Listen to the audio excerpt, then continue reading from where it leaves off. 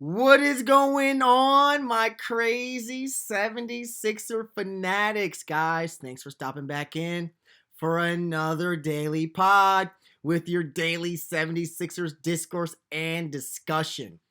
I want to thank all the watchers, all the likers, all the commenters, and all the subscribers. Guys, thanks for having this conversation continue. Thanks for helping this channel grow and the conversation continue to flow. You guys are the best. And not the best, but the most important player in Philly. Not only for this season, but for seasons to come. Obvious answer, guys. The most important player on Philly, in Philly, is VJ Edgecombe. Now, why is VJ the most important player on this Sixer roster currently and for the future? Because he's just that, guys. He's the future of this franchise. He's the identity and the culture that's trying to be set. He's everything that's going to be Philly, hopefully, for 5 to 10 years. Because when you draft the third overall pick, the only thing you do with the third overall pick is you groom them to be a star or you trade them for one. So either VJ Edgecombe is going to be a tradable asset to bring home an all-star, a Hall of Fame player, or VJ Edgecombe is going to grow himself into being just that. Another reason why VJ Edgecombe is the most important player on Philly, not only because of the youth that he's bringing, the attitude, the work ethic, but guys, if VJ Edgecombe turns out to be a bust, then Nick Nurse and Daryl Morey can be kissing their jobs goodbye. They'll be leaving Philly as soon as you figure out that VJ Edgecombe is not the player they should have selected with the third overall pick. Another reason why he's very important, but the most important reason why he's important, guys, Nick Nurse is putting him in positions to succeed. Nick Nurse and others, part of the Philadelphia staff, believe that VJ Edgecombe is ready right now. Right now to not only deliver on being an on-ball point guard, but potentially being a future star. Let's talk about what Nick Nurse said in this quote right here. When conversating about VJ being a point guard, Nick Nurse said, "We thought, okay, maybe he can play on the ball some. But where we're at, I think he's way ahead of where we thought he might be. And I think it gives those other guys some pressure relief." If Tyrese Maxey is off ball, where Tyrese Maxey is his best and scores the most, VJ Edgecombe on ball would give not only Tyrese Maxey some relief, it would give Jared McCain some relief as well, who's a knockdown catch and shooter, but a questionable facilitator and point guard. If VJ Edgecombe can play on ball, guys, not only does this team have extreme, supreme guard depth, I think it's almost a guarantee they have the deepest guard rotation in the NBA. Because not only can VJ Edgecombe play on ball, Nick Nurse thinks VJ Edgecombe can do a little bit of everything or a little bit of something else special.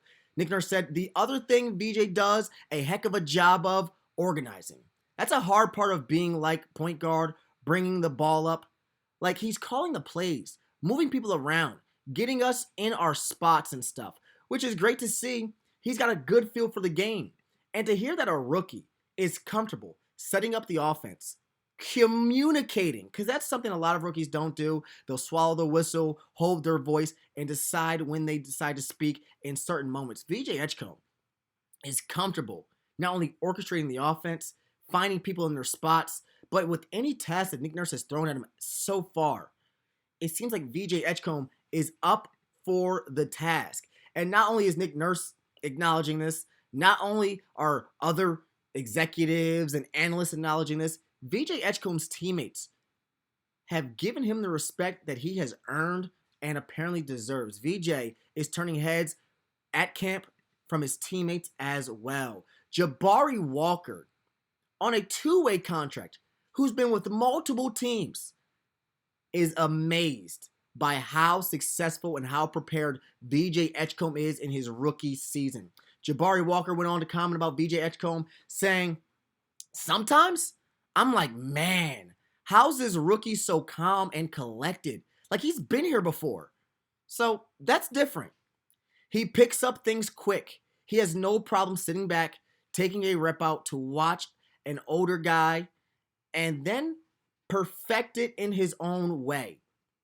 VJ Edgecombe, guys, is not only ready to play as of right now, according to Nick Nurse, according to what Daryl Morey thinks, but his teammates have the belief in him to be a facilitator, to be a defender, to be relentless. The work ethic that VJ Edgecombe has on this team is why he's the most important player, because he could be on this squad for his entire career. LeBron James played 20 years. VJ Edgecombe's only 19. Why not play till he's 39? Why not have a 20-year career in Philadelphia? If he's a star and a star that we think he could be and potentially should be, I'd be happy to make Philadelphia VJ's permanent home. But the test will be against the Boston Celtics, guys. Because who do you think Boston is going to target in this opening game matchup? Who do you think Boston is going to try their luck on offensively and attacking them on the defensive end? Who do you think Joe Mazzulla wants to see more out of? It's got to be VJ Edgecombe, guys. VJ Edgecombe is one of the most, and if not the most important player for this team this year, because he's already in the starting lineup. And teams like Boston, like Cleveland, like those Knicks, are going to be attacking the player with the least amount of experience. They're going to be attacking VJ Edgecombe because they're expecting him to be the least NBA ready out of the 5 players Nick Nurse is going to throw on that court, because he has the least NBA experience. Boston is going to be targeting VJ. And when I say target VJ, I mean leave him wide open from 3. VJ Edgecombe is going to have to show the world and the other NBA teams that he can knock down a 3-point shot at least 33%, if not higher. If VJ isn't shooting that ball at 33% or if not higher, guys, he's going to be shooting that ball all day. I expect VJ to be left wide open.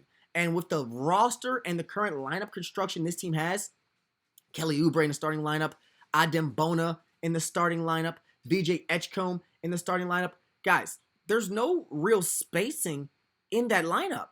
There's none. And you can't expect that lineup to shoot the ball well when the only true shooters are Tyrese Maxey and potentially Joel Embiid. So who is Boston going to target? I say any 3 of these starters from the 3-point line. They're going to have to find twine. Make the shot, or you're going to have to shoot it all day if you're the Boston Celtics. And the player who should be and could be shooting all day is VJ Edgecombe, because you already know he's going to be playing a lot of on-ball when the game starts. He's going to be playing a lot of on-ball throughout the season. And off-ball, you're not sure what he is as a shooter. You know what he brings as a slasher and as a rim attacker.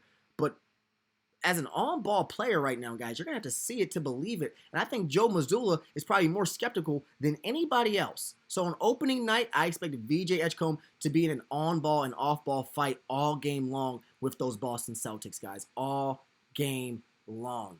But my projections, if we have to project what VJ Edgecombe is going to do on this opening night, guys, I expect him to get 15. I expect Joe Mazzulla to have this rookie shoot 15 shots, because without Paul George, without Jared McCain, and with Quentin Grimes coming off the bench, there's a lot of field goal opportunities open for someone to knock him down and potentially be the 3rd leading scorer on this team, because Maxey should be number 1 or 2. Joel Embiid should be number 2 or 1. And without Paul George and Jared McCain, I'm not sure who's going to be relied on offensively outside of a VJ Edgecombe. So my projections for today's game, as they decide to target him on the defensive end and decide to leave him open on the offensive end, I expect VJ Edgecombe to find a way to get 15, 4, and 3. 15 points, 4 rebounds, and 3 assists. Those are my projections for VJ Edgecombe's game, guys, because the culture being set, it's young, it's sprung, and it's a ton of fun, guys. This team right here is apparently the most fun roster that Jabari Walker has been on. This team right here is the closest Knicks Sixers squad that this team has had in quite some time. And the culture that's being set, they're bringing back the black jerseys. They're bringing back the hardworking attitude and the hardworking work ethic, guys. And the culture that's being set, guys, it is relentless. That's what you want this team to be. You want this team to be relentless and to be extremely hardworking, just like the city of Philadelphia is. So Nick Nurse, Tyrese Maxey, VJ Edgecombe, Adem Bona, Kelly Oubre. I mean, the list can go on and on and on with the list of names that this team has.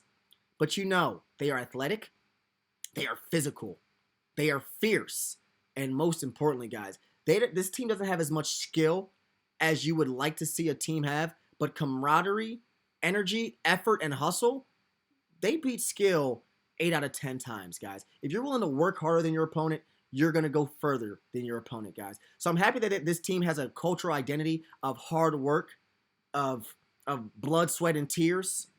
And I hope you believe it, guys, because if you don't believe it, leave a comment. Tell me what you think this cultural identity is that's being built here in Philadelphia. Guys, like, comment, and subscribe because we got you covered with more daily content and a daily conversation. As the season heats up, so will this channel, guys. Like, comment, and subscribe. And we appreciate you guys for supporting the channel all throughout the summer. Now, into the season, we've got more conversation.